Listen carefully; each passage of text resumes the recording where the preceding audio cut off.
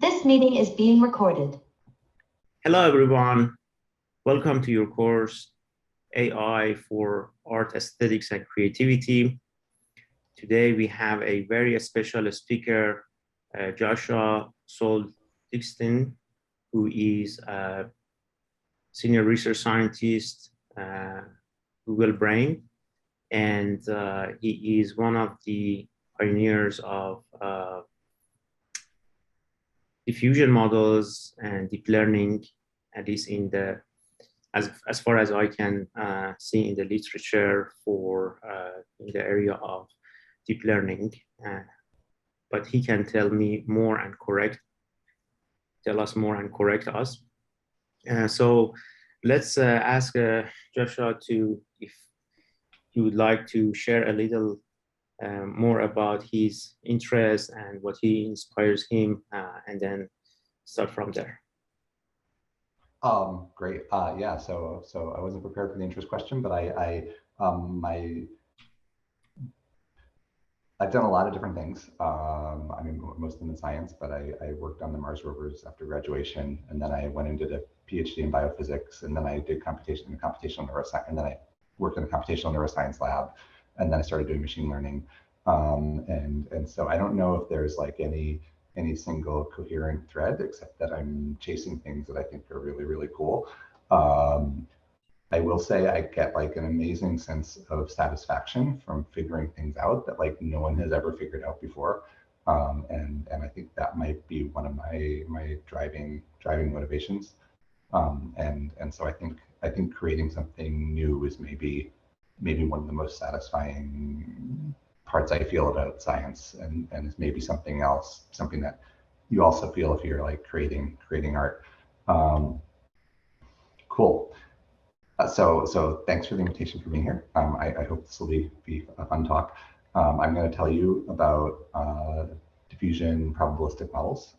Especially, I'm going to tell you about content from these two papers in the lower right. Ali already said this a few times, but pretty please interrupt me with questions through the talk. It's like so good to get feedback from the audience when giving a remote talk. I also actually left time in the talk for questions. So if you don't ask any questions, then we're going to end uncomfortably early. Cool. So before I dive in at all, I just want to start by calling out my collaborators, especially Eric and Nuru and Surya on the 2015 paper, and Abhishek, Ben, Dirk, Stefano, and Yang on the 2021 paper. Maybe a particular call out to Yang Song, who was the first author on the most recent ICLR paper and did like an absolutely incredible job, as well as to maybe Ben Poole, who was Yang's primary mentor, and also deserves an outsized share of the credit. I'm going to spend most of this talk diving into the nuts and bolts of this class of models. Since this is an AI plus creativity class, though, I wanted to just start by sharing some of the ways this kind of model is already being used to create art.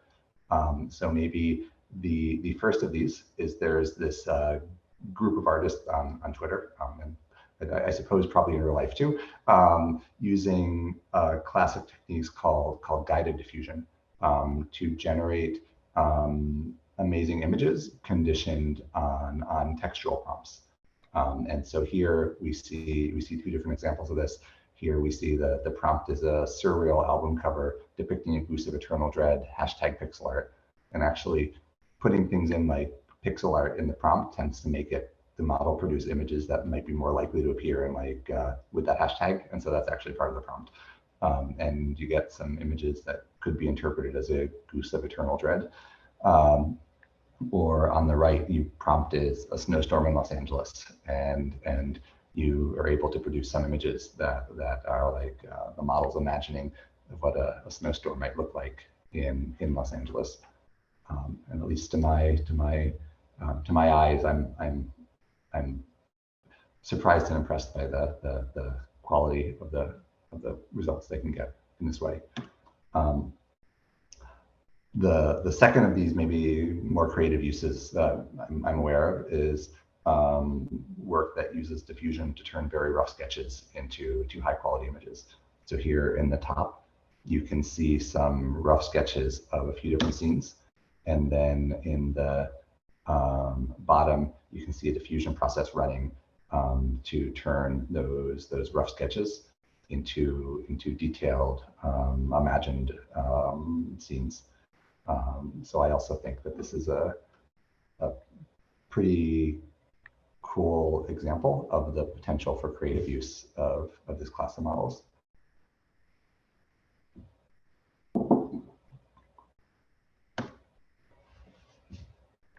Okay, so shared some creative uses of diffusion models. The structure for the rest of the talk is going to look something like this. Oops, going to look something like this. I am going to provide some physical intuition for what we're going to be doing. Then I'm going to work to make that physical intuition more mathematically precise. Then I'll show how we can generate samples from the model. And then I'll tell you about some surprising connections between diffusion processes and neural ODEs, which you may or may not have already heard about. And then I'll show how we can sample and evaluate conditional distributions. At a super high level, we're going to use diffusion to destroy any structure in our training data.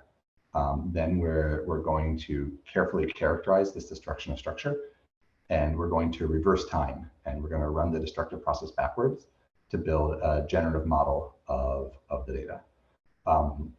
Training a model to reverse time maybe sounds a little bit crazy, but there may be two observations we can make that highlight its plausibility.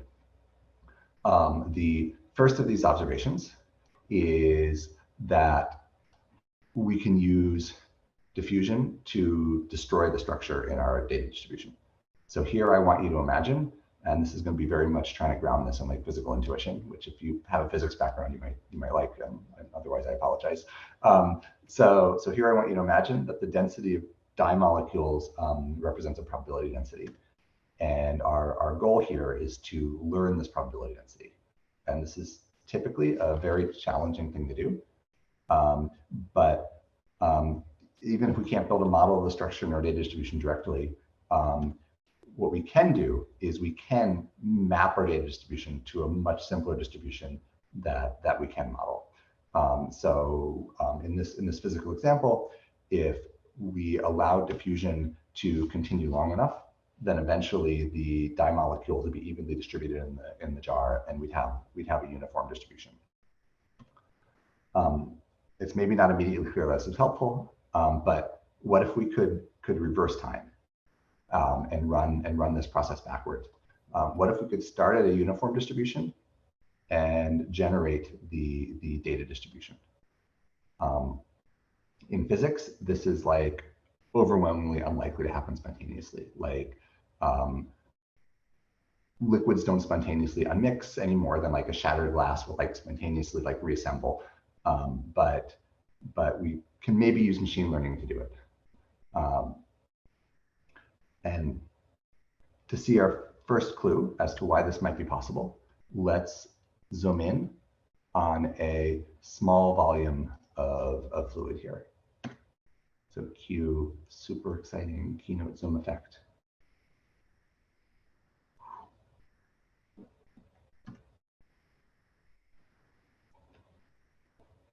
So the first clue that time reversal might be possible is that although there's this concept of macroscopic irreversibility where the reverse trajectory is overwhelmingly less probable than the forward trajectory, from the microscopic perspective, the picture is completely different and is symmetric. So here we've zoomed in, and now each bright speck corresponds to a single dye molecule undergoing diffusion. And if we were in person, I'd ask you whether this video was being played forwards or backwards. But I'm just going to tell you that this video is being played backwards in time. And here I'll flip it around, and now it's the same video, but it's being played forwards in time. And you can see that despite like flipping the arrow of time, the motion of the dye molecules, the behavior of the dye molecules looks completely identical. And to make that more concrete, the diffusion kernel has the same functional form, both forwards and backwards in time. So at every time step, the next dye molecule position is drawn from a very small Gaussian centered around its current position. And more generally, depending on the situation, it might also be a drift trend. This is really great for us because it means that if our forward diffusion process was a sequence of small Gaussians, then our reverse diffusion process is also going to be a sequence of small Gaussians. And I'm showing this in continuous state space. I'm not going to talk about it today, but you can do the same thing for like diffusion over binary or discrete like binary variables. All right, this is probably a good time to pause for 5 seconds for a question, and also the barking dog, which you may or may not be able to hear. Yes, you can definitely hear the dog. Cool. So just to maybe do a summary slide of what I just told you, we're going to use the diffusion process to destroy all the structure in the data. And then we're going to learn the reversal of this diffusion process. And learning the reversal of this diffusion process is going to end up being requiring estimating a function for the mean and the covariance of each step in the reverse diffusion process. And then that reverse diffusion process is going to form our model of the data.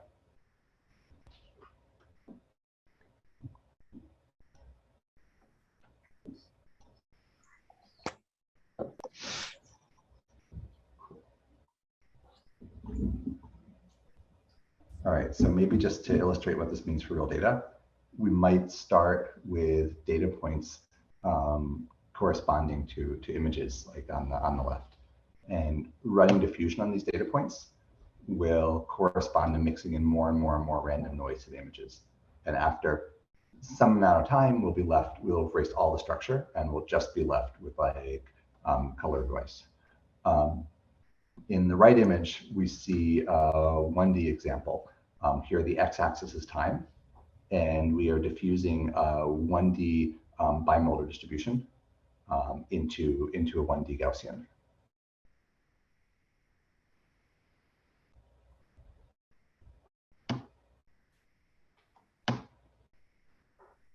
And we're going to learn the time reversal of this process. We'll be able to generate data samples by running the diffusion process that starts at noise and ends at the data distribution. And here we see this both for the images, where a noise sample corresponds to just a colored noise image, and it ends up as a sampled image. And on the right, you can see this for the simple 1D distribution.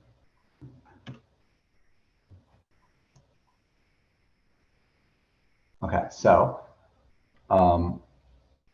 I've just tried to provide intuition for what is going to happen, and I'm about to dive into a bunch of math.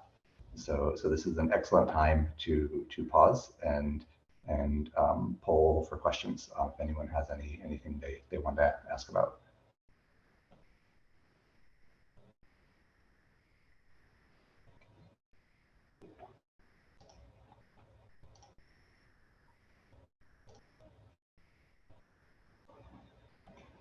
So maybe I can ask a question. If you could please go to the previous slide, in order to understand a little more of this slide. So you are saying you are sort of introducing noise in 1D. Does it mean that you are showing the noise that over time you're adding to each pixel? Yeah. Okay. So this is maybe something that's implicit in the slide, which I should describe explicitly. So here on the right pane, we're showing the evolution of samples in like a 1D distribution. And so in the right pane, just like in the left pane, there are 4 samples, and they're evolving in 1D.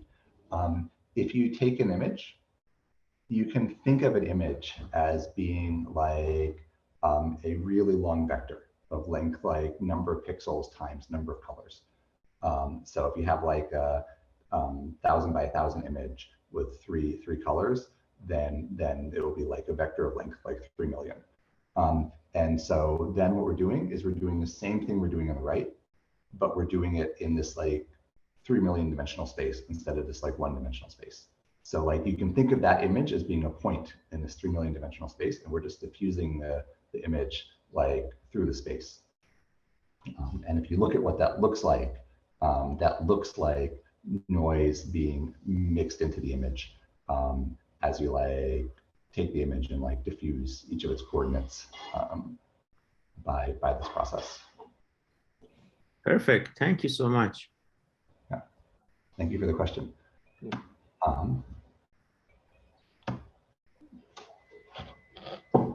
Okay, so making this a little bit more mathematical, we're going to start with samples from a data distribution, Q of x0. So Q of x0 might, for instance, be like the distribution over natural images. So it might be many, many, many examples of images. And then for every forward diffusion step, we are going to decay the sample slightly towards the origin and add a small amount of Gaussian noise. And this corresponds to diffusion in a quadratic well or a harmonic well. And if you run this for enough steps, then at the end, we're going to end up with an identity covariance Gaussian distribution centered at the origin. And so this is going to be our forward diffusion process, which is going to take your sample x0 and destroy all the structure in your sample x0 until by x capital T, you just have like a random noise vector. And here, once again, illustrating this, we're going to start with a whole bunch of points. And here we've seen a 1D example and like a 3 million D example, and here's like a 2D example. Here we're taking a bunch of points that originally have some like structure, and we're mixing, diffusing them until they have no structure left. Now for the reverse process, we're going to start at the identity covariance Gaussian. And because we know that the reverse process is the same functional form as the forward process, we know that the reverse distribution of our trajectories can match the forward distribution if we also make it a sequence of small Gaussians. And so here what we have to do is we have to learn the mean and the covariance of these Gaussians. And so if we find the right functions f mu and f sigma, and we make our step size small enough, then after running like big T steps of the reverse diffusion process, we'll end up back at our data distribution. F mu and f sigma here are going to be like super complicated functions. These are like the outputs of like state-of-the-art neural networks. But what's nice about this is we've like transformed the problem of building a density model into the problem of learning functions for the mean and the covariance of a sequence of Gaussians. And we're going to see in a second that this is basically going to be a supervised regression problem. And you can see this illustrated. So you start with a noise sample, and your generative process is going to like run a diffusion process, which turns that noise sample into samples of the data. And here's just illustrating the same thing with like a cartoon panel.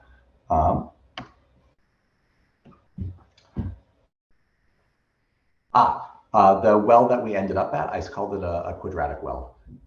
That's to respond to a question in the chat. Or it's in physics, sometimes they call it a harmonic well.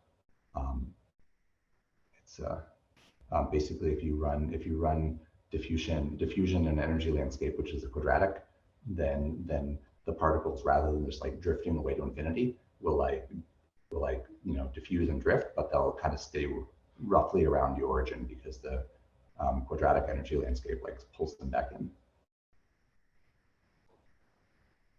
Okay, so this is going to be the mathematical high water mark probably.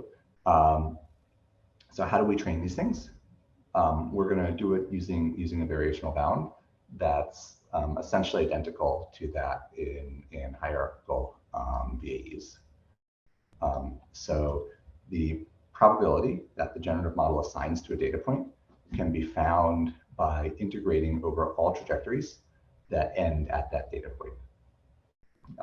This integral is intractable to compute, but we can borrow a technique called annealed importance sampling to multiply and divide by the probability of the forward diffusion trajectory, which is Q of x1, the capital T given x0. Px0 is now an expectation over the ratio of the forward and reverse trajectory probabilities averaged over forward trajectories. We want to train our model by maximizing the log likelihood of the data under the model. And this corresponds to taking the average over the data distribution, Qx0. I don't know if you can see my pointer or not. This average over the data distribution Qx0 of the log of Px0. And here I've just substituted in this form up here into the log of Px0. Integrals inside logs are a pain in the ass. So we use Jensen's inequality to lower bound the log likelihood and bring the integral outside the log. If the forward and reverse distributions over trajectories exactly overlap, so if the P and the Q distributions describe exactly the same trajectory, then distribution over trajectories and this lower bound becomes tight. Everything we've just done is also equivalent to writing down the variational bound for like a very, very, very deep variational autoencoder, where each time step here corresponds to a layer of the variational autoencoder, and where the inference distribution Q is fixed, and we're only learning the generative distribution P. Yeah, Q is the let me go back a second. Q is the forward diffusion process. Q is the distribution over X at every time step that starts from your data and injects a little bit of Gaussian noise at every time step until you get to the model. I'm sorry, until you get to the prior, until you get to like the isotropic Gaussian.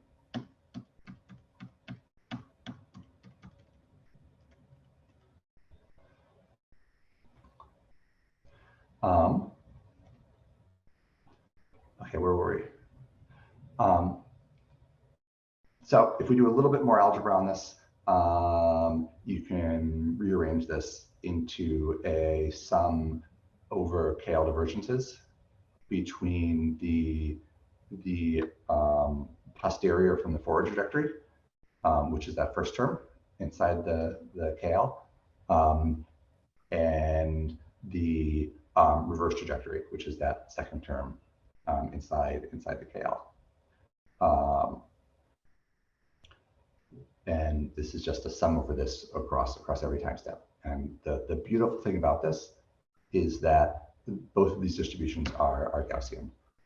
The first one is Gaussian because like the entire forward diffusion process conditioned on the data sample is Gaussian. And so this is just a conditional distribution of that big joint Gaussian distribution, which is also a Gaussian. And the second one is Gaussian because we know it has the same functional form. The reverse process has the same functional form as the forward process. And just as a reminder, this is the functional form of the reverse diffusion process. So we can write down our training objective, and our training objective is to minimize an expectation over training data and over time steps of this KL divergence between the forward, posterior, and the reverse distribution for a single step. The KL divergence between two Gaussians has a super simple functional form, which basically just reduces to regression. So we've transformed our like unstructured, unsupervised learning problem into a supervised regression problem, and we know how to solve those.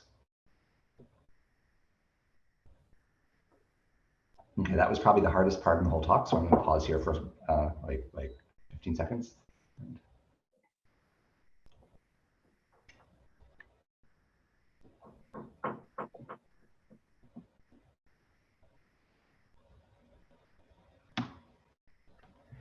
Could you give a short refresher on the KL distance? Yeah, what is KL? The KL distance between two distributions is a information theoretic measurement of how similar the two distributions are to each other. It has some nice properties. One of those properties is let me think of a second if I want to. So one interpretation of the KL between like Q and P is it tells you how many bits it would, how many bits you would lose if you tried to describe distribution P, but thought it was distribution Q. So it tells you like by how many bits your model is like inefficient. It also is like closely connected to log likelihood in that if you take the KL divergence between a data distribution and a model distribution, this is equal to a constant minus the log likelihood of the model. But I think just in general, you should think of KL as being a measure of distance between two probability distributions. Okay, so you mentioned the I guess beautiful property of let's say the KL distance of two Gaussians can simplify the problem. So what if there'll be, let's say, a different type of noise? Then I guess it wouldn't necessarily simplify. Is that correct? Yeah. If you had different types of noise, you would, depending on the type of noise, you very likely would not be able to just like analytically write down the form. You would still be able to optimize it. You would just have to use the thing that you can do analytically here is we can marginalize over x of t minus 1 in this expression. And this I haven't written down the algebra for this, but the reason that KL divergence between two Gaussians is really nice is because you can just like marginalize out the xt minus 1, and that gives you a much lower variance estimate of the loss in the gradient. If you use a different form for the noise, then you would probably have to sample x of t minus 1, and that would probably be a much higher variance estimate for your learning signal. But you could probably still do it. And something like heavy-tailed noise might be really interesting. There's a question for why we do KLQP instead of KLPQ.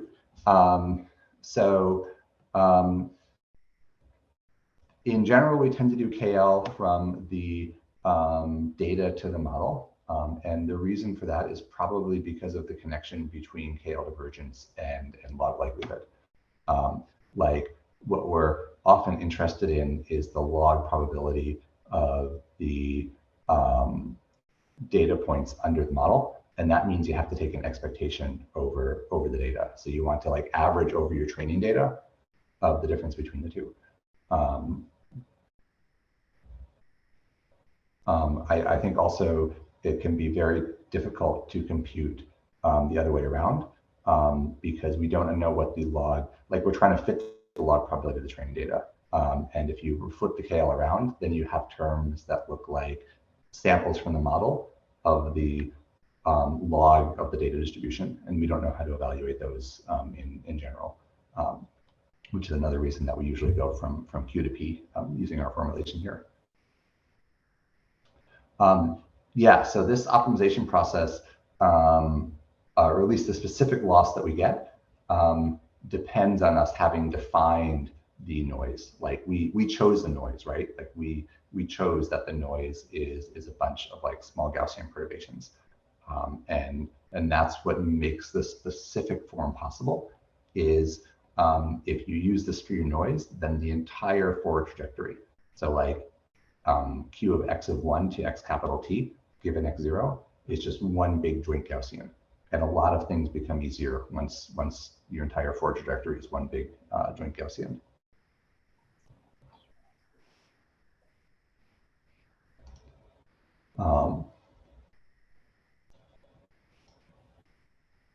Cool. All right, so now I'm going to connect this to stochastic differential equations. So I just presented this in discrete time, but if we take the step sizes to be smaller and smaller and smaller, then we can turn this discrete diffusion process into a limiting stochastic differential equation. And this turns out to be extremely useful and to have some very nice properties. As before, we're going to gradually mix noise into our data distribution until it turns into a Gaussian. And as I just said, this is the continuous time limit of the discrete diffusion process that I showed a moment ago. And so here our data distribution is P sub 0. This is a slight change in notation, not a big one. And P sub T is the intermediate distribution from running the stochastic process for a time interval of T. And then P capital T is the final distribution, which should look like just noise. So, and little t here is between 0 and big T. And so an SDE is a generalization of ordinary differential equations. And so we can write it down like this. And here the green term is what you would normally have in an ODE. And it governs the deterministic properties of the stochastic process, so like the drift. And the red term is the noise. The red term controls like the stochastic fluctuations of the process. So here, you should think of dW as being infinitesimal Gaussian noise, or like Brownian motion. So we've now replaced the forward process with its continuous time limit, which is a stochastic differential equation. And we can do the same thing with the reverse process. One really surprising aspect of stochastic differential equations is that given their equation forward in time, and given the marginal distribution pt at time t, the time reversal of the SDE has a very simple analytic form. In reverse SDE, here dt is going to be an infinitesimal negative time step. And oops, dt is going to be an infinitesimal negative time step. And w is still Brownian motion, or dw is still Brownian motion, or like little Gaussian perturbations. And if we know the gradient of log p of t with respect to x, then that's all the information we need to like define the reverse SDE, the time reversal of the SDE. And here, the gradient of log p of t is a quantity which is often known as the score function. And so we can train an approximation, S of theta, to this score function. And the way in which you train this is using the continuous time limit of the same variational downwind log likelihood I showed like in the previous section. So basically you can train this thing exactly the same way that you train the discrete time version. There's also There's also a connection to denoising score matching, but it doesn't. I don't think it really matters here. You can train this. You can train this using in the same way.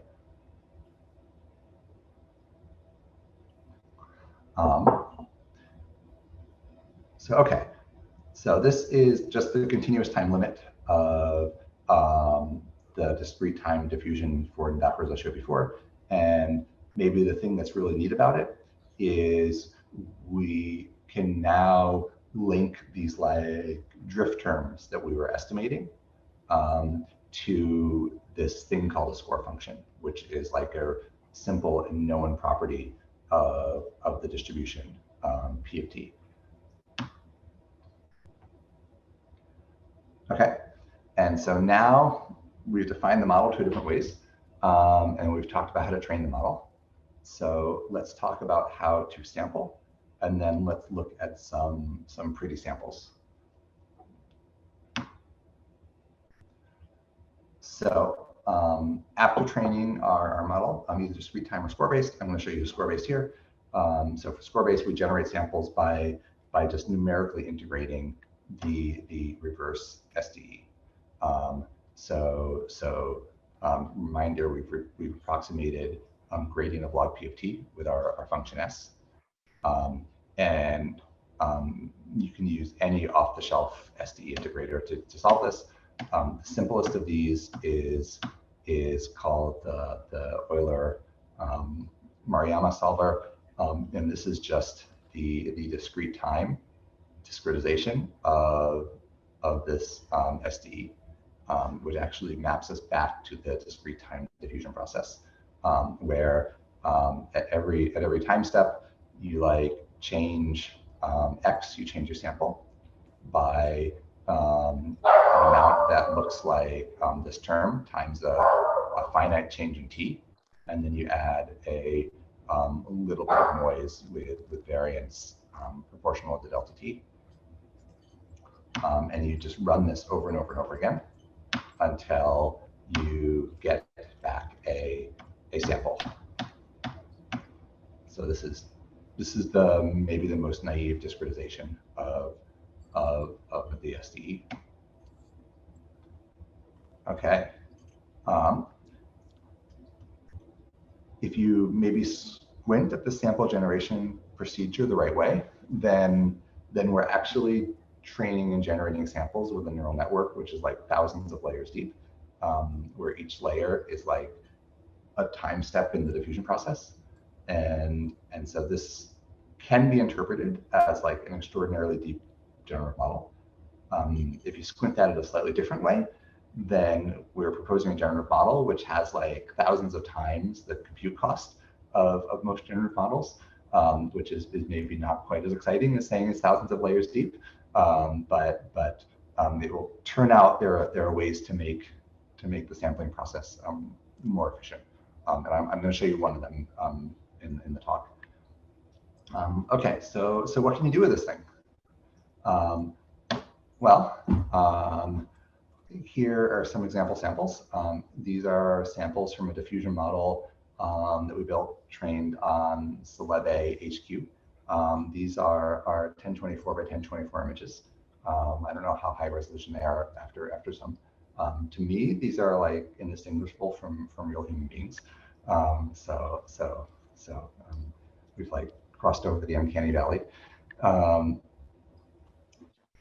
Numerically, this class of models currently beats autoregressive models in terms of log likelihood, where autoregressive models were the winners. This is not my work. This is a paper of Dirk Kingma's and Tim Solomon's. They also beat GANs in terms of like FID and inception score on some data sets. So for instance, ImageNet 512 by 512, again, not my work. So these things seem to be remarkably good generative models of images. They also enable you to do some cool things that you can't do with other techniques. Let me actually, just to time this, should I expect to end sharply at 10, or should I expect to like take like an extra like? Yeah, take your time. you know, as much as you would like, because typically we end this course even after you are done with your lecture. We may stay a little more and chat about things. So yeah. Okay, cool. Well, I will not take forever, but I will not try to do the last slides in 4 minutes as well. Actually, this is probably a really good time for me to pause for a second and see if there are any questions also.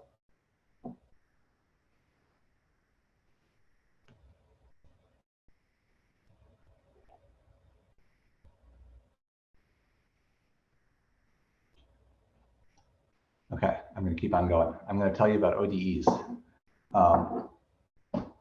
So one really cool thing is that any SDE can be transformed into a corresponding ordinary differential equation, so non-stochastic differential equation, without changing the marginal distributions PT of x. That is, there is an ODE which has the same distribution over x at all times t. And so this corresponding ODE would allow us to sample from the same distribution, starting from the same prior distribution, but by solving an ODE instead of an SDE. Here's what the ODE looks like. We show the SDE trajectories in red and the ODE trajectories in white. And both the SDE and the ODE are starting from the same points. And you can see that the SDE is a stochastic trajectory that converts the starting distribution to final distribution. And you can see the ODE similarly has the same marginal distribution at every time point. So it starts from the same distribution and then it ends up the same distribution, but it does this in a deterministic way. Given the SDE, the corresponding ODE, this is just the general relationship between SDEs and ODEs. Given the SDE, the corresponding ODE, once again, only depends on the score function of PT, for which we already learned. We've already learned an estimator for the score functions. This is just S of theta. So if we want to generate samples, we can generate samples by integrating this ODE instead of by integrating the SDE.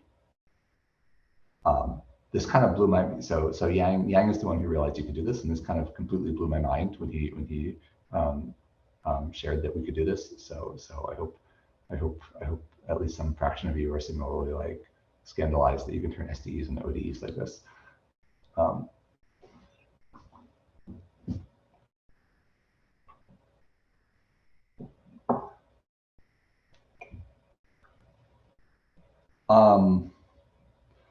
So the question is, are there benefits to modeling with an SDE if there is an ODE equivalent? And the two parts to the answer. Part number one is the SDE formulation is what allows us to train it. So we have to at least conceptually go through SDE space in order to train it. Part number two is that we're training this function S theta to match the score function. But in practice, this function S of theta probably does not correspond to the gradient of any well-defined log probability distribution. If we were to train S of theta perfectly, then we would have S of theta is equal to gradient of x of log p of t. But in actuality, S of theta, it's just like a vector. And it probably is not a vector that actually corresponds to the gradient of the log probability. And because of that inconsistency in the definition of S of theta, you actually get slightly different distributions if you integrate the ODE and integrate the SDE. And visually, if you integrate the SDE, the samples tend to look just a tiny bit better. But I think we don't fully understand why. But the reason the distributions are a little bit different is because we're violating this assumption that like S of theta is actually the gradient of the log marginal density.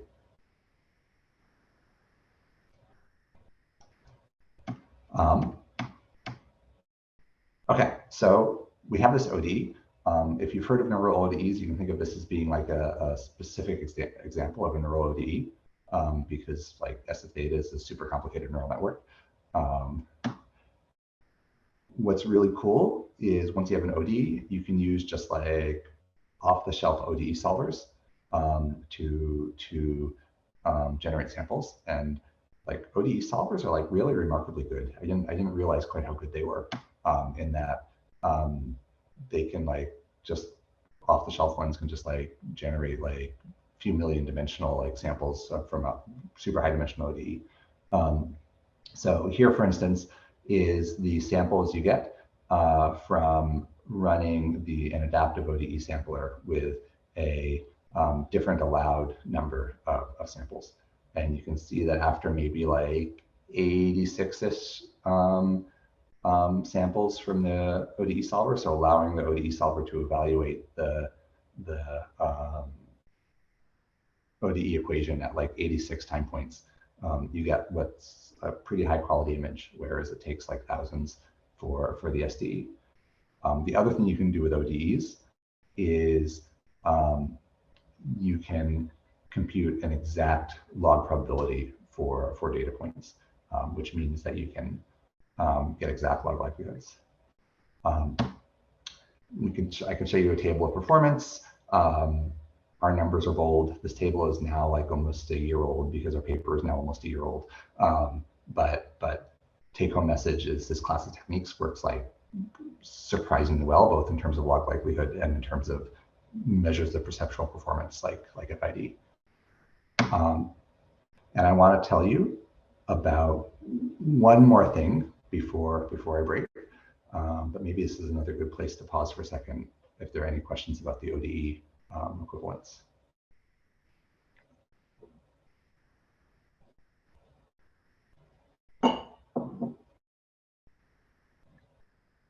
Okay, cool. Let me tell you about one more thing, which may actually be one of the most relevant things if you want to use this class of models for like creative applications, which is that there is a very well motivated way to control generation under this class of models.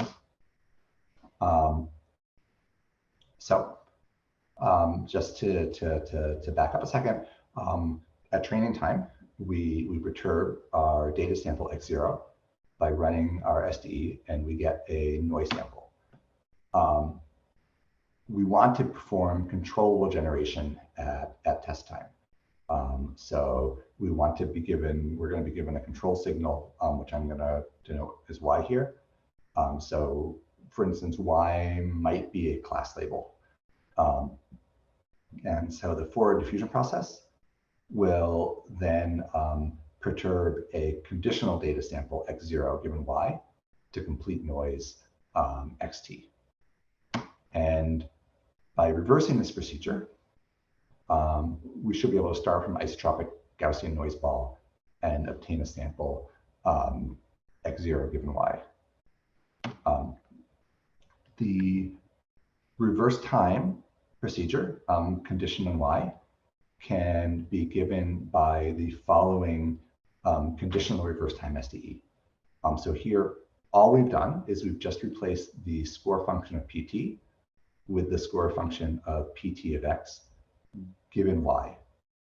So this is nice, but at first sight, this seems like you have to train a whole bunch of like an entirely new model because the conditional distribution as a function of t is unknown.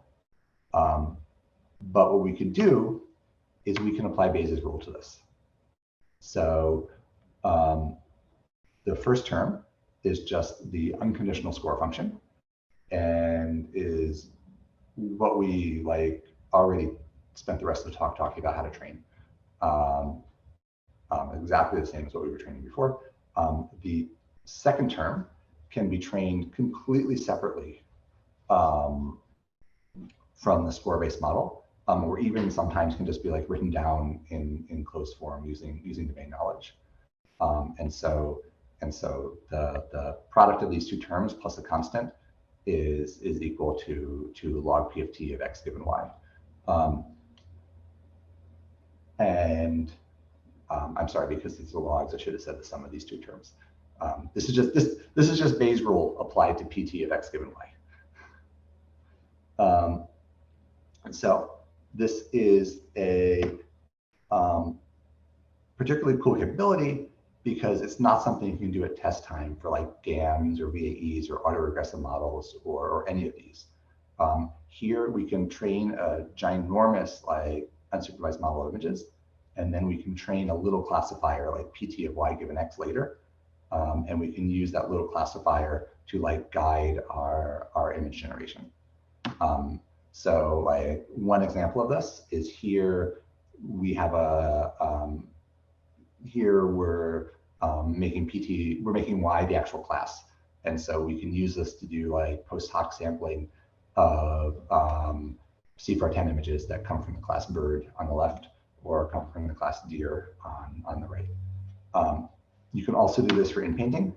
So here, y is the part of the image that you know, and you want to generate the entire image, like conditioned on the part of the image that you actually know. And so here, the first column is the true image, the ground truth image. The second column, we've thrown away all but the part of the image that you can actually see. So we've thrown away the surround or the center. And then in the remaining columns, we're showing independent samples of inpainting all the missing content in these images. And you can see that an off-the-shelf diffusion model not trained to do inpainting can still do a good job in painting.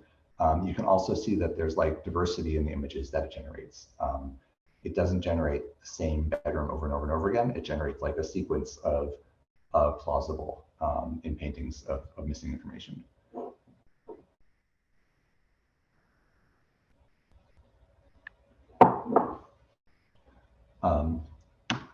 We can do this for colorization. So we can take an image, we can make it grayscale, and then we can infer the colors. Cool. This also, let me just actually jump way back to the beginning of the talk again. This is also the same technique, essentially, that's used to generate these art examples. So there, rather than using some PT of y given x as the guiding signal, they're using the output of like the clip classifier as the guiding signal, and they're like multiplying it by some scalar. But they are guiding the diffusion generation in the same way as I just showed, and using it to create novel artistic creations. Cool. Okay, so to summarize, I've shown you a generative model based on diffusion processes. We first corrupt data to a known noise distribution using diffusion, and then we learn the time reversal of this diffusion process in either discrete or continuous time. And we can then generate samples by drawing a random noise vector and simulating the reverse diffusion process. There are some advantages of our framework. First, image quality is super duper high. Second, there's equivalence to neural ODEs or flow models, which allows us to do things like exact likelihood computation. I didn't get a chance to talk about this, but actually I think we talked about it very briefly before the talk proper. But our encoding is also uniquely identifiable, meaning that every well-trained model will have identical latent codes for identical input data points. This is either a positive or a negative, depending on how you look at it, but it is a unique property of this class of models. And finally, we can do controllable generation without retraining the model. Examples include class conditional generation. It includes some of the clip guided diffusion I showed at the beginning. Yeah. Okay, that's what I got. Thank you so much for listening. Thank you so much. This was awesome. Really helpful. Seems that this controllable generation is really cool because once you have the sort of probability of X, and then you can, so that is sort of task agnostic in a way, and then you can have whatever task you want, learn it, and then use that sort of backbone that you have already trained or learned from the data. This is really cool.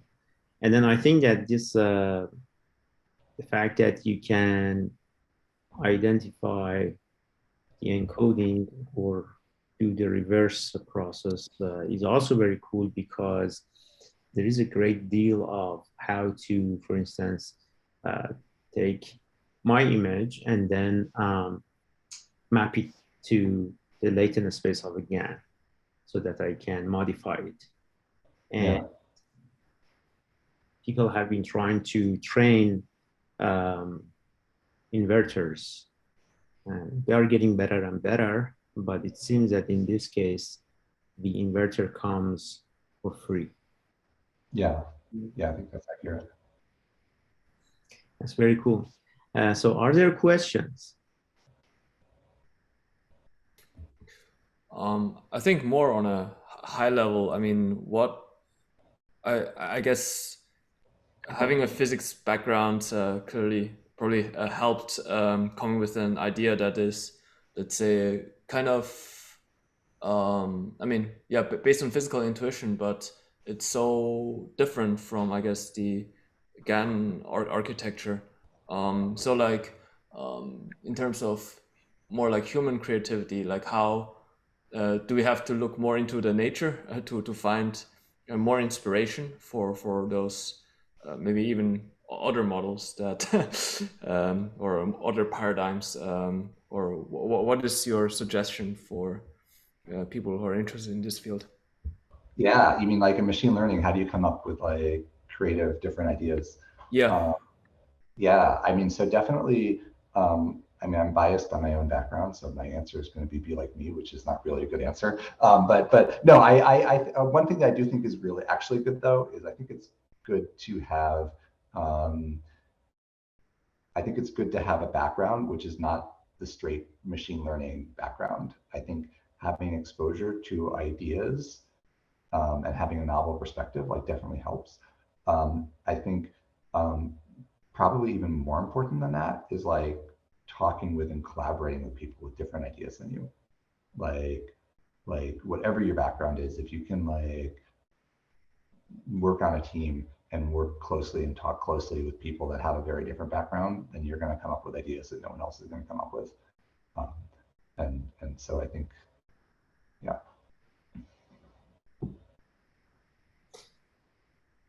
Very cool. I think there are questions on the chat. Yeah, I just saw, yeah, I think I just saw that as well. Okay, so one question is like, just out of curiosity, what happens if the initial input X0 is out of distribution? And so the forward diffusion process, the process that takes X0 and turns it into noise, is a fixed process. So it will take, and actually maybe let me open this up for a second.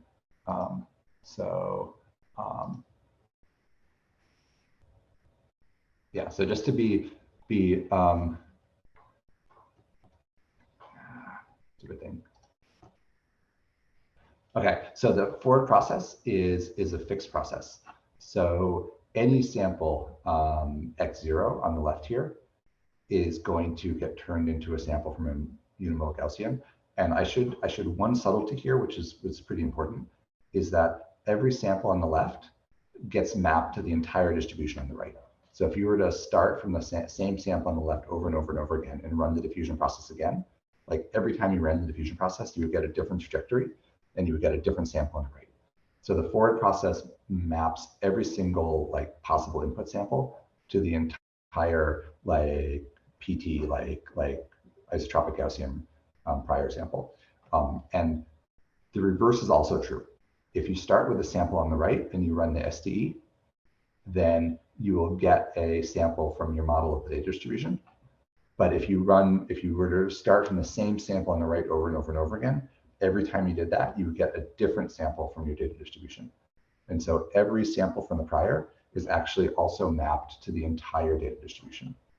And so it's not like there, unless you're using the ODE formalism, there's not like a one-to-one correspondence between the image space and the latent space.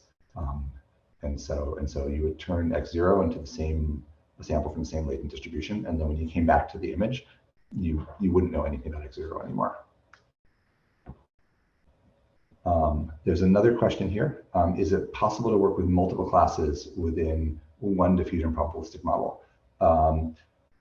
And I mean, the answer is, so you can train your diffusion model on any distribution that you want to train it on, I guess. So I think the answer is yes. I think the more precise answer would depend on exactly what you wanted to do, but there's no reason that multiple classes should be harder than one class.